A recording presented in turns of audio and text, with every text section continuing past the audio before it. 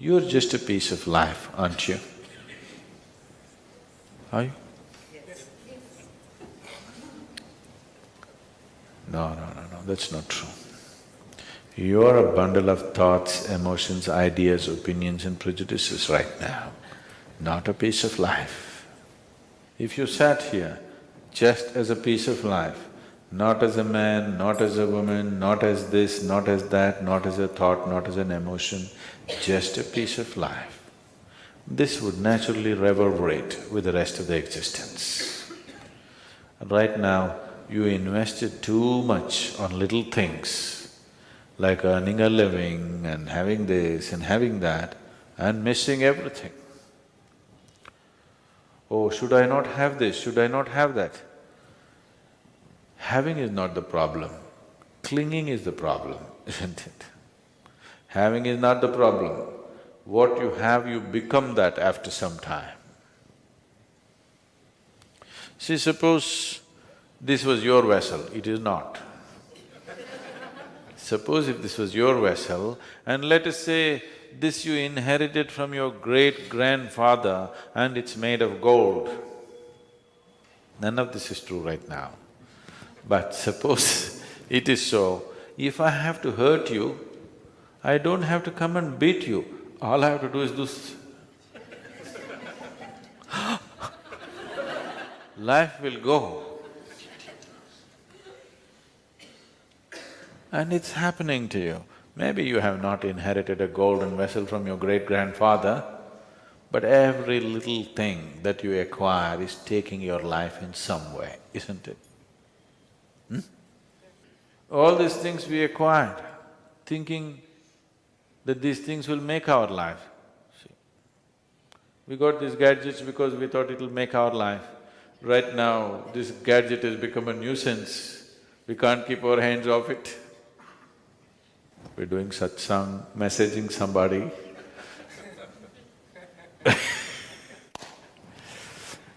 Communication, of course, but not a communion. So, once you've come here, you should not leave this place without knowing the full depth and dimension of what this life is about, isn't it? Nobody should leave without knowing this, because other things are subject to various realities. We do not know whether you will get to run 100 meters in 8 seconds, what do you… you can't do that. We do not know whether you'll climb Mount Everest or not. We do not know whether you'll earn $1 billion or not. But this much is possible. You can explore the full depth and dimension of what this is, because you don't need anybody's permission, you don't need any kind of anything. If you are willing, it's there, isn't it? You may be willing to climb Mount Everest, but your lungs may not be ready, your legs may not be ready. With this, it's not like that. It is not demanding any particular capability. It is not demanding any particular situation, only your willingness. But you see, your willingness comes in installments. Nothing wrong if you had a 10,000-year lifespan, nothing wrong. Fortunately, you don't have that, because if you hung around for 10,000 years, oh, what a miserable world this will be, isn't it? You may think whatever you want, but it's good you have come with an expiry date. Is it not good?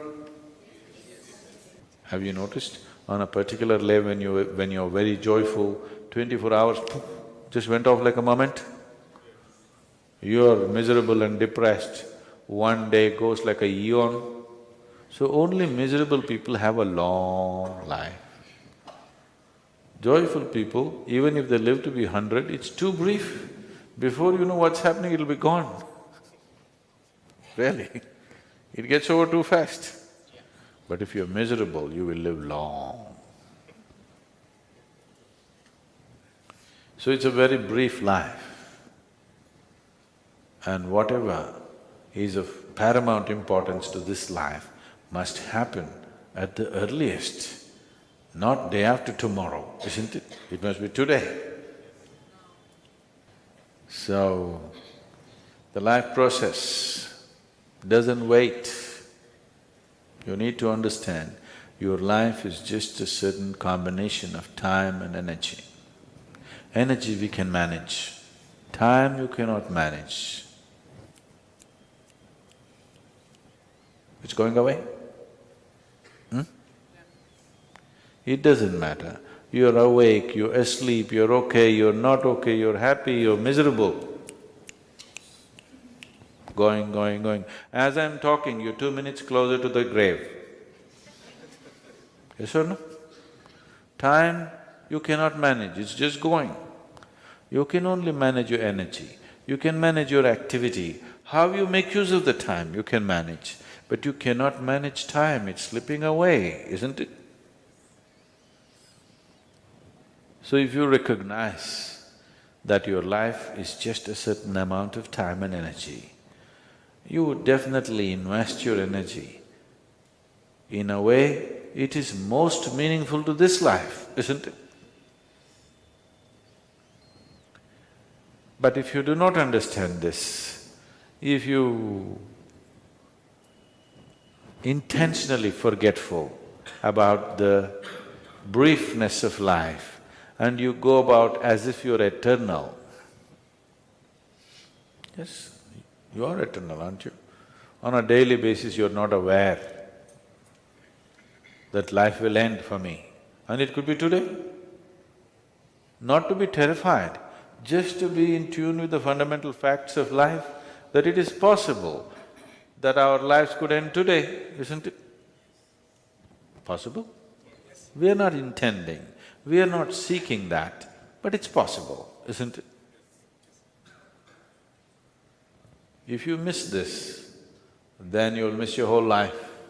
If you do not understand that you have an expiry date and it is not even fixed like a pharmaceutical product that you have another 2 years to live, it could be just about any time. If you miss this one fundamental fact, you're sure to miss your whole life, because everything that's vital will be tomorrow, and tomorrow never happens. There is a certain superstition in South India, maybe it is here also, particularly in Karnataka, where on all the village homes, in red paint, it will be written, Nale Ba. Nale Ba means come tomorrow. They write it in red paint because devils will come wanting to enter your house and they can see only red. You didn't know this? Because they're looking for your blood. They can see only red color, so it's painted in red paint, Nale Ba. Devil comes to your house and says, okay, this house is tomorrow, and goes away. But the fact is, most human beings have done this not to the devil but to the divine. Nale Ba. If you've done it to the devil, it's okay, but you've done it to the divine, isn't it? Tomorrow. We'll meditate tomorrow? Yeah? So, knowing life is not some superhuman effort. If you stop being some other rubbish and just become life, which is what you are, knowing life is not far away, it's right here. Swarupa Isha